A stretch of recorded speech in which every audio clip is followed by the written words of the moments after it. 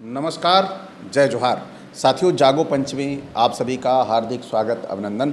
साथियों, आप देख रहे हैं लगातार जाति, भारत में जो जाति व्यवस्था है इसके ऊपर पुस्तक लिखी हुई है हमारे रजनीकांत शास्त्री जी ने।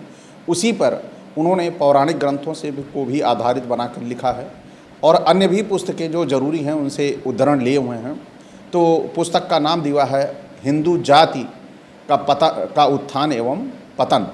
तो इस पुस्तक से जो अंश मैं आप सभी को सुना रहा हूँ वह बड़े ही मज़ेदार और रोचक हैं, क्योंकि सब रजनीकांत जी ने सबसे पहले उन्होंने जो पौराणिक कथाओं से अंश उठा लिया है, तो उन पौराणिक कथाओं की वजह से कहानी में बड़ी रोचकता और बड़ी मनोरंजनपूर्ण बातें आ जाती हैं।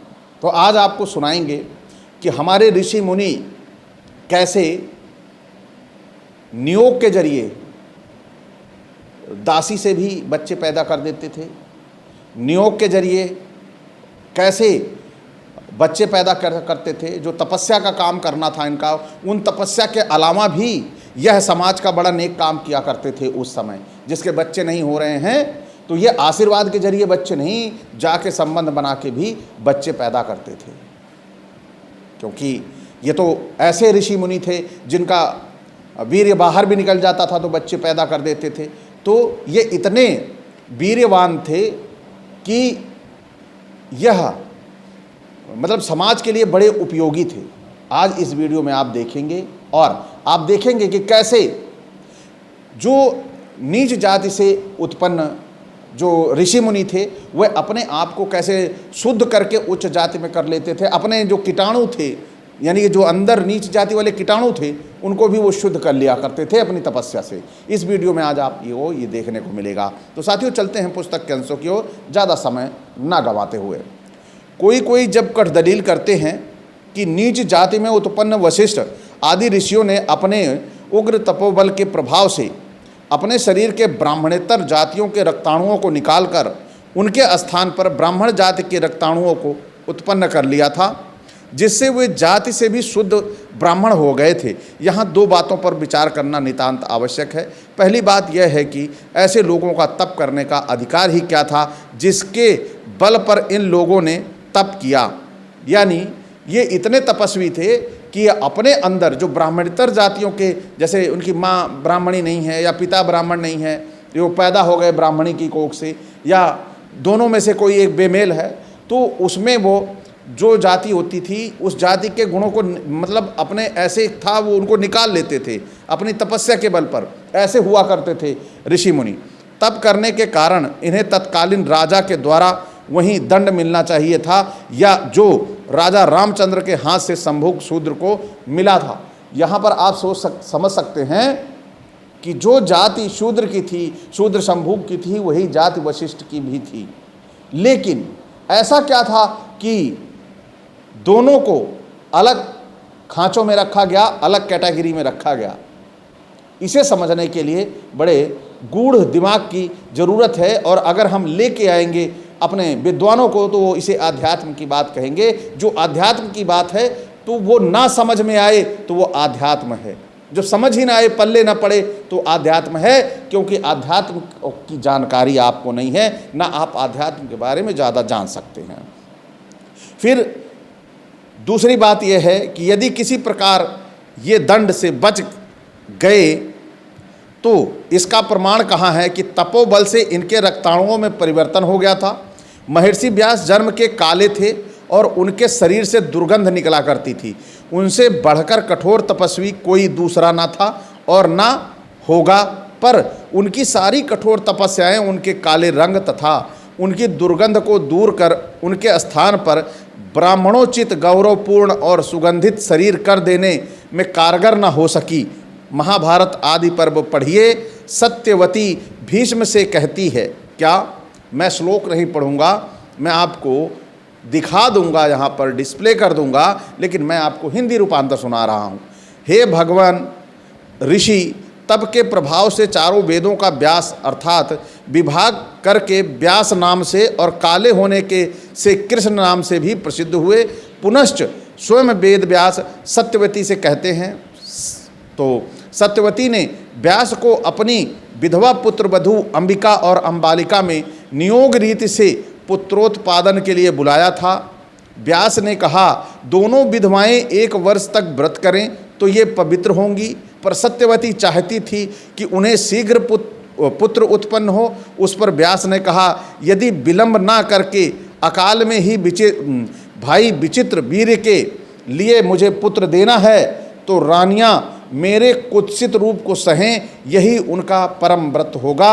यदि कौशल्या यानी अंबिका मेरी गंध रूप और वेश और शरीर को सह सके तो आज ही वह गर्भ धारण कर ले, फिर आगे चलकर लिखा है। अब यहाँ पर जब एक तरफ तो वशिष्ठ जो उनके अंदर ब्राह्मणेतर जातियों के जो अंश था उसको वो अलग कर सकते थे, लेकिन यहीं पर हमारे व्यास जी थे, उनके शरीर से दुर्गंध आती थी और वह रंग से भी काले थे। और उसे कह भी रहे हैं, आप सभी सुन भी रहे हैं कि अगर वो मेरा रूप और गंध बर्दाश्त कर सकती हो तो मैं आज ही आ जाए, बच्चा पैदा करने को तैयार हूँ। फिर क्या कह रहे हैं आगे भी देखिए, श्लोक आपने देख ही रहे हैं।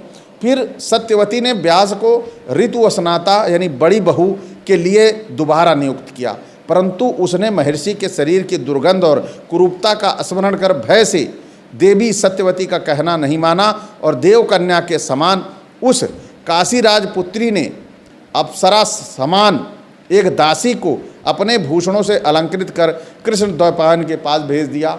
यानी यहाँ पर आप देखिए, वो जो स्त्री थी जिसको गर्भ धारण करना था नियोग के द्वारा, वो उस गंध से परेशान होकर उसने कहा कि मैं नहीं जाऊंगी, और उसने छल से चोरी से अपनी दासी को भेज दिया। वो भी बड़ी सुंदर हुआ करती थी।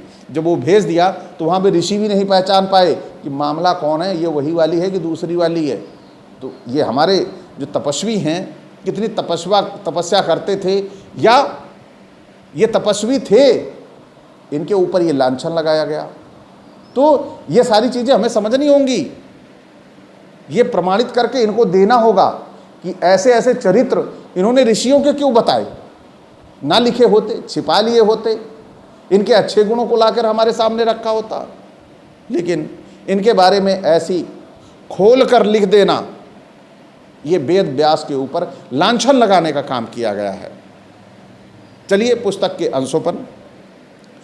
ऋषि के आने के पर दासी ने उठकर उनको नमस्कार किया और उनकी आज्ञा पाकर शयनागार में एक साथ प्रवेश किया। दासी ने ऋषि का आदर सत्कार किया और वे उस दासी के साथ एकांत में कामोपभोग करके प्रसन्न हुए। यानी जो करना था उसे करके वो प्रसन्न हो गए, मस्त हो गए। क्या इन प्रमाणों से ये नहीं सिद्ध होता कि व्यास काले कलूटे और एकदम कुरूप थे और उनके शरीर से दुर्गंध निकला करती थी? इन दोषों को दूर करने में उनकी सारी तपस्या विफल सिद्ध हुई। तब यह कहना है कि यह विशिष्टादि ऋषि अपनी उग्र तपस्या के प्रभाव से अपने शरीर के कलुषित रक्ताणुओं को निकालकर जाति में शुद्ध ब्राह्मण बन गए थे। केवल भोली भाली और अशिक्षित जनता की आंखों में धूल झोंकना नहीं है तो क्या है? यहीं पर बहुत सही प्रमाण ला के दिया है। एक तरफ वशिष्ठ जी, दूसरी तरफ व्यास जी।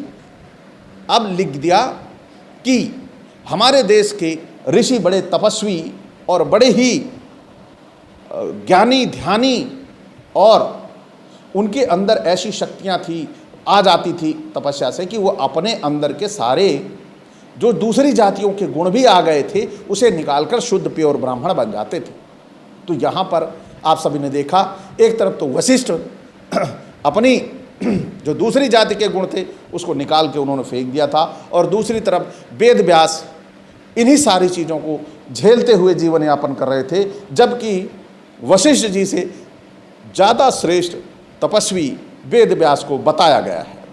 तो यही चीज़ें जो हमें बताई जाती हैं और हम आंख बंद कर कर इन पर विश्वास कर लेते हैं कि नहीं सचमुच ऐसा होगा, तो ये सचमुच ऐसा नहीं होगा। ये तो कलम वाले की कलाकारी है कि उसने ये नहीं देखा, ये नहीं पढ़ा कि कल इसका मूल्यांकन भी होगा। तो जब ये इसका मूल्यांकन होगा तो ये पकड़ा जाएगा। तो उन्हें लिखना चाहिए था कि जो वशिष्ठ जी कर सकते थे वही व्यास जी भी कर सकते थे। तो साथियों, आंखों में पट्टी मत बांधिए। ये कहानियां, अगर ऋषि मुनि हमारे ये सत्य थे तो निश्चित तौर पर इन ऋषि मुनियों को कलंकित करने का काम किया गया है, और अगर नहीं थे, ये केवल एक कहानी है, तो भैया आनंद लीजिए, कहानी का मजा लीजिए कि कैसे ये लोग नियोग प्रथा अपने दिमाग में रखते थे, कैसे बच्चे पैदा कर लेते थे, कैसे कैसे अपने पूर्वजों को ये कह लेते हैं, कैसे कैसे अपने ऋषि मुनियों को कह लेते हैं। तो ये किसको कहने में देर लगाएंगे? जब उनको नहीं बख्शा तो आपको क्या बख्शेंगे? यही सारी चीज़ें समझने की हैं।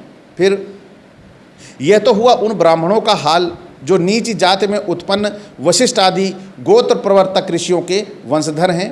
अब उन ब्राह्मणों की कथा सुनिए जो पितृपक्ष के तथाकथित ब्राह्मण होते हुए भी क्षत्रिय आदि अन्य जातियों की माताओं से उत्पन्न हुए हैं। जमदाग्नि की स्त्री रेणुका, चवन ऋषि की स्त्री सुकन्या और ऋषि सिंह की स्त्री शांता क्षत्रिय राजकन्याएं हैं। ये आप सभी जानते हैं। ऋषि श्रृंग की जो बेटी पत्नी थी वह राजा दशरथ की बेटी थी, तो आप समझ सकते हैं कि वो क्षत्रिय थीं। और पुराणों में ऐसे कितने ऐसे उदाहरण पड़े हैं जिनका उल्लेख आगे होगा, जिनसे ये पता चलेगा कि ब्राह्मणों ने क्षत्रिय जाति की कन्याओं का पाणी ग्रहण किया था। और स्वयं शिव और पार्वती का विवाह भी ऐसे ही ब्राह्मण क्षत्रिय के अंतरजातीय विवाह का एक ज्वलंत नमूना था। महाकवि कालिदास कृत कुमार संभव महाकाव्य सप्तम सर्ग श्लोक 7वां और उस पर मल्लिनाथ की टीका पढ़ें। क्या मैं हिंदी बता रहा हूँ आपको उसका अर्थ? उस गिरि नंदिनी उमा ने, जिसने अपने बाएं हाथ के ऊपर श्वेत सरसों के दानों से युक्त दूब के अंकुरों को धारण किया था और जो नाभि के ऊपर रेशमी साड़ी पहने थी और अपने दाहिने हाथ में बाण लिए थी, न केवल स्वयं ही अलंकृत हुई बल्कि अपने आभूषणों को भी, जिन्हें वह अपने अंगों में पहने हुई थी, अलंकृत कर दिया। मल्लिनाथ की जी उपात्त वाणम शब्द की व्याख्या करते हुए लिखते हैं कि उपात्त बाणम गृहीत शरम सरह क्षत्रिय ग्रह इति मनुस्मरणत, अर्थात मनुस्मृति में लिखा है कि वर्ण में अपने से ऊंचे वर के साथ विवाह होने से क्षत्रिय वर्ण को पकड़े। मनुस्मृति का पूरा श्लोक यह है। अपने से ऊंचे वर्ण वाले वर के साथ विवाह होने में क्षत्रिय कन्या वाण को, वैश्य कन्या चाबुक को और शूद्र कन्या कपड़े को की बत्ती को पकड़े। इससे सिद्ध हो जाता है कि शिव को ब्राह्मण और पार्वती को क्षत्रिय माना गया है, क्योंकि तभी तो पार्वती को बाण पकड़ना पड़ा था। यह तो हुआ उन ब्राह्मणों का हाल जो अति ही प्राचीन काल से वशिष्ठ और गोत्र प्रवर्तक ऋषियों की संतान माने जाते हैं और जिन्हें हम खास ब्राह्मण कह सकते हैं। पर कुछ ऐसी भी जातियों के लोग हो गए हैं जो मूलतः ब्राह्मण न होते हुए भी उक्त ब्राह्मण जाति में घुल मिल गए हैं। तो ऐसे ब्राह्मण जो घुल मिल गए हैं, जो अन्य जातियों से थे, वह जानने के लिए आप हमारा अगला एपिसोड देखें, अगला भाग देखें, जिसमें आपको पता चले कि कौन से ऐसे जो लोग थे जो ब्राह्मण नहीं थे लेकिन ब्राह्मणों में घुल मिल गए हैं। तो ऐसे ब्राह्मण जो ब्राह्मणों में घुल मिल गए और ब्राह्मण बन गए, उनको देखने के लिए, जानने के लिए हमारा अगला वीडियो देखें। तो साथियों, आज का वीडियो मैं यहीं ख़त्म करता हूं। अगर आज आपको इस पुस्तक के ये अंश अच्छे लगे हों तो लाइक करिए और साथ में जो नए साथी देख रहे हैं वह चैनल को सब्सक्राइब करना ना भूलें और बेल आइकन की घंटी भी दबा लें, जिससे वीडियो में उनको नोटिफिकेशन में मिल जाए। और साथ ही मैं ये चाहूँगा आपसे कि आप ऐसे वीडियो ज़्यादा से ज़्यादा शेयर करें, जिससे पता चल सके कि वशिष्ठ और ये बड़े बड़े ऋषि मुनि भी कैसे, किन जातियों से उत्पन्न हुए थे और ये आज जो उन्हीं की संतानें हमारे बीच में निवास कर रही हैं, कहती हैं कि हम श्रेष्ठ जाति में पैदा हैं, तो कम से कम छोटा सा तो सवाल बनता होगा कि भैया जब बोलेंगे मैं श्रेष्ठ जाति में पैदा हूँ, तो पूछिए आप क्या वशिष्ठ के गोत्र से हैं, वशिष्ठ की जाति से हैं? तो बताएगा कि मैं वशिष्ठ के जाति से हूँ। जब बता रहा है वशिष्ठ की जाति से हैं, तो आपको कम से कम इतना तो पता चल जाएगा कि वशिष्ठ जी कैसे पैदा हुए थे। जब इतनी जानकारी होगी तो वो अपने स्वयंभू बना रहे, आपके हृदय में ये पता चल गया कि जाति से कितना श्रेष्ठ है। और अगर उसके सामने जरा सा मुस्कुरा दोगे कि भैया वशिष्ठ जी पता है कैसे पैदा हुए थे, तो बड़ा वो समझ जाएगा कि अब इसका ये ज्ञाता हो चुका है, अब इसके सामने जातीय दंभ नहीं चलेगा। तो साथियों, अब आपसे मैं विदा लूँगा, लेकिन अगला एपिसोड देखना ना भूलें कि कौन कौन सी जातियाँ ब्राह्मण बन गई। बड़ा मज़ेदार एपिसोड होगा। इसके साथ आपसे विदा, नमस्कार, जय जोहार।